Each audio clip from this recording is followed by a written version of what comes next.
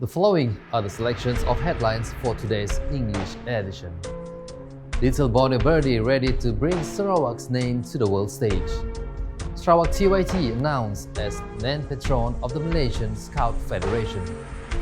MBOT supports Sarawak's talent development in the field of technology. Ramadan Bazaar traders urged to keep premises, food and beverages clean. MOTS recommends Scoot to increase flights to Miri.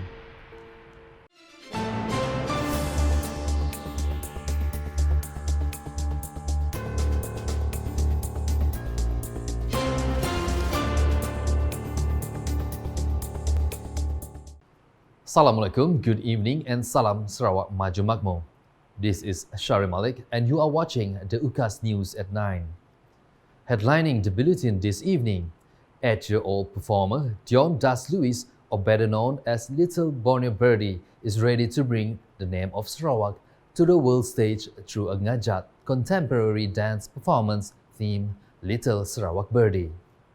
Deputy Premier of Sarawak, Dato' Ahmad Douglas Ugah Embas, expressed his happiness to see the achievements of the young Iban child who was selected to represent Malaysia at the 27th World Championship of Performing Arts WCOPA 2024 to be held in Long Beach, California, USA from the 1st to the 5th of July. He also shared a sense of pride on Dion's ability after successfully dominating the dance stage the 2024 Malaysian Performing Arts Championship, which was held in Kuala Lumpur last January. Dato' Ahmad Douglas Ugah shared this when receiving the courtesy call by Dion and his parents Louis Lanzam and Edina Laying at his office in Kuching on Wednesday. In the 2024 Malaysian Performing Arts Championship, Dion won a gold medal and a scholarship of 3,000 ringgit, at the same time qualifying himself to be selected at the international level. For the record, Dion's unique rendition of the traditional ngajat is influenced by the elements of two majestic Borneo birds, namely the ruai and the kinalang. In other news, His Excellency TYT, the Governor of Sarawak, Tun Pehin Sri Dr. Wan Junaidi Tuanku Jaafar, is announced as the main patron of the Malaysian Scout Federations effective 13th of March 2024. Malaysian National Chief Scout Major General retired Professor Dato' Dr. Muhammad Zin Bidin said the announcement was made in accordance with Article 11(2) of the Policy, Organisation and Regulations (POR) of the Malaysian Scout Association. He said this when met by the media after paying a courtesy call on Tun Pehin Sri Dr. Wan Junaidi to hand over the accolade and present the country's highest Scout award, the Bintang Semangat Padi Emas at the Astana Negeri Sarawak in Kuching on Wednesday. Dato' Dr. Muhammad Zin added the Malaysian Scout Federation is planning to hold a world-class jamboree which requires 100 to 200 acres of site. Saya juga ada menyatakan dan kepada Tun untuk Persekutuan Pengangkat Malaysia merancang menganjurkan jamboree dunia di mana kita memerlukan tanah yang luas iaitu hingga 100 hingga 200 ekar dan saya berbincang dengan Tun di Semenanjung Tanah sukar nak dapat, tapi Sarawak ni sebuah negeri yang besar, mungkin kerajaan negeri Sarawak mungkin tertarik untuk melaksanakan jamboree di peringkat dunia. For the record, Tun Pehin Sri Dr. Wan Junaidi was once the chairman of the Kuching District Scout Council from 1974 to 1992 and the chief commissioner of Sarawak Scouts from 1993 to 2009. The Malaysian Board of Technologies (MBOT) supports the development of talent in Sarawak, especially in the field of technology.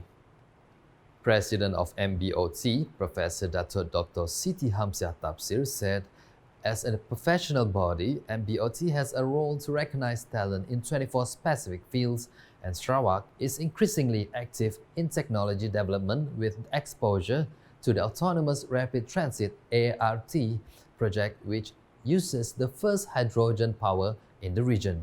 That that is really amazing because this development is not happening elsewhere except in Sarawak. So we are here to support in terms of recognizing talents that are in Sarawak that can be recognized, can be acknowledged, and can be upscaled and upgraded. She said this when met by the media after paying a courtesy call on the Premier of Sarawak, Datuk Patinggi Tan Sri Dr. Abang Abdul Rahman Zohari, Tun Datuk Abang Openg at Wisma Bapa Malaysia in Kuching on Wednesday. Datuk Dr. Siti added that MBOT aims to assist Sarawak in developing 10,000 technologies through collaborations with agencies such as Public Works Department (JKR), the Association of Professional Technicians and Technologies (APTT), and the Technology Association of Malaysia (TAM). Meanwhile, traders at Ramadan Bazaars are urged to keep their premises clean and ensure the food and beverages sold are hygienic to guarantee their cleanliness. Deputy Premier of Sarawak, Dato' Amar Professor Dr. Sim Kui Hian, said the aspect of cleanliness is important, especially for food and drinks sold in Ramadan Bazaars. According to him, health inspectors from the Sarawak State Health Department and local authorities will patrol to monitor and ensure the cleanliness of the bazaars. So far, over the last few years, so far, at least the quality is there. And that's why the Jabatan Kesihatan Sarawak, the health and the health inspectors of local council will ensure that that is the basic, the minimum that we need to do. We don't want to be celebrating, and then later on, people got food poisonings. And so we appeal to everyone, please, if you are really good in maintaining your hygiene and all those things, there will be more people who buy from you. Because otherwise, what will spread around, and you are not hygienic enough.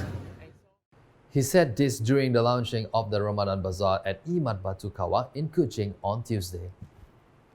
In the same ceremony, he also distributed hats and aprons to 87 traders.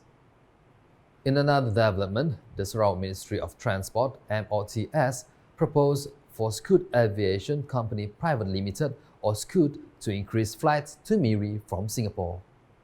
Its Minister Dato' Sri Lee Kim Shin said flights to Miri can be increased to daily flights since Scoot has converted to a smaller capacity aircraft. He believes Miri is a choice of destination as it is the northern gateway to Sarawak where the oil and gas industry has been established since 1910. In a media statement on Tuesday, he explained that Miri is also one of the most popular tourist destinations in Sarawak and is the second largest city after Kuching, with a population of about 400,000 people.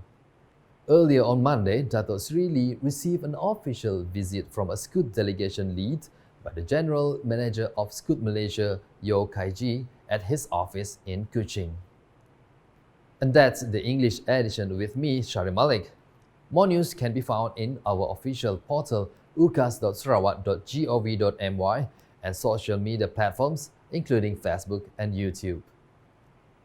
We end the news this evening with the highlights of the Premier's Vision of 2030, Post-COVID-19 Development Strategy PCDS 2030. Hashtag Saluran Informasi Rakyat. Have a good night. Visi Premier 2030. Strategi Pembangunan Pasca COVID-19 PCDS 2030. Dengan mandat penuh rakyat Sarawak untuk 5 tahun yang akan datang, kerajaan negeri yakin memenuhi komitmen untuk melaksanakan inisiatif-inisiatif pembangunan yang sedang dirangka dan sedang dilaksanakan. Lebih banyak kemajuan dan manfaat dari kemakmuran untuk kesejahteraan rakyat Sarawak akan direalisasikan. Kerajaan negeri akan sedaya upaya mencapai inisiatif-inisiatif pembangunan yang sedang dilaksanakan dan yang telah dirancang di bawah Strategi Pembangunan Pasca COVID-19 PCDS 2030 yang dilancarkan pada 22 Julai 2021.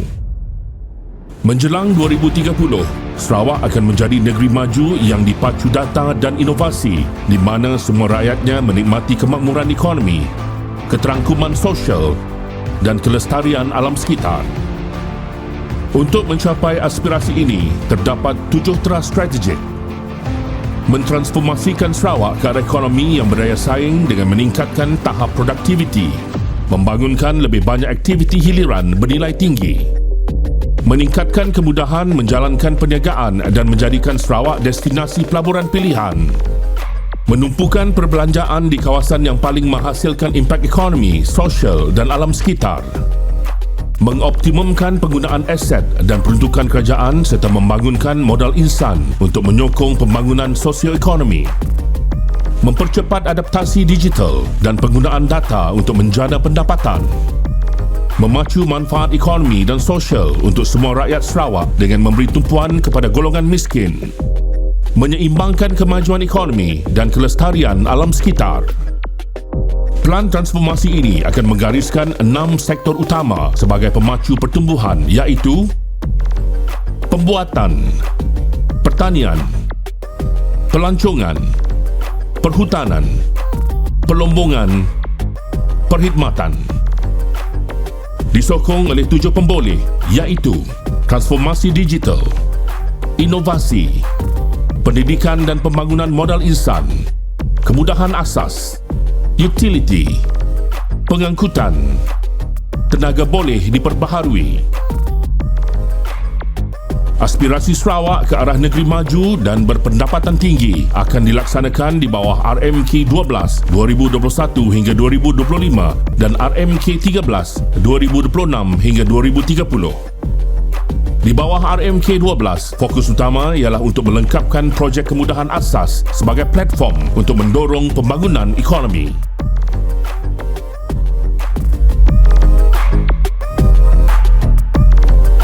Visi Premier Sarawak Maju 2030.